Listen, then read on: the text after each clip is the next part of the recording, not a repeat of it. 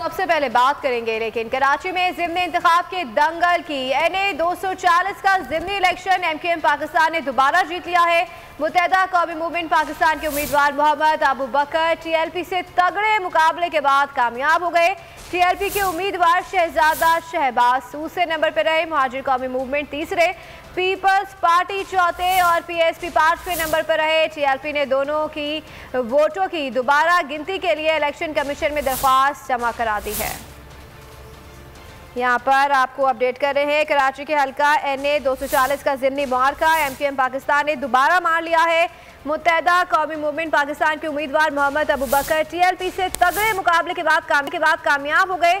TLP के उम्मीदवार शहजादा शहबाज दूसरे नंबर पर रहे, मुहाजिर कौमी मूवमेंट तीसरे, पीपल्स पार्टी चौथे और PSP पांचवें नंबर पर रहे हैं। TLP के वोटों की दोबारा गिनती के लिए इलेक्शन कमीशन में दरख्वास्त जमा करा दी है। यहाँ हम खबर आप तक पहुँचा रहे हैं कि कराची के हल्का NA 240 का ज़िमनी मुआरका MQM पाकिस्तान ने दोबारा मार लिया है।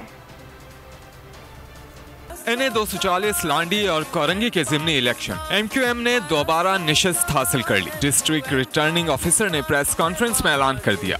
NA 240 में MQM पाकिस्तान के उम्मीदवार मोहम्मद अबू बकर कामयाब हुए। उन्होंने 10,683 वोट हासिल किए। तहरीक लब्बैक के शहजादा शहबाज 10,618 वोट लेकर दूसरे नंबर पर रहे। मुहाजिर कौमी मूवमेंट के रफीउद्दीन फैसल 8,383 वोट लेकर तीसरे नंबर पर। पीपल्स पार्टी के नासिर रहीम लोधी 5,248 वोट लेकर चौथे नंबर पर आए। PSP के शब्बीर कायम खानी 4,797 वोट लेकर पांचवें नंबर पर जगह बना सके। जीत के बाद MQM के कैंप में जश्न का समा रहा। कारकुनान पार्टी तरानों पर रक्स करते रहे। सब्सक्राइब करें और बेल दबाएं ताकि कोई खबर रह न जाए।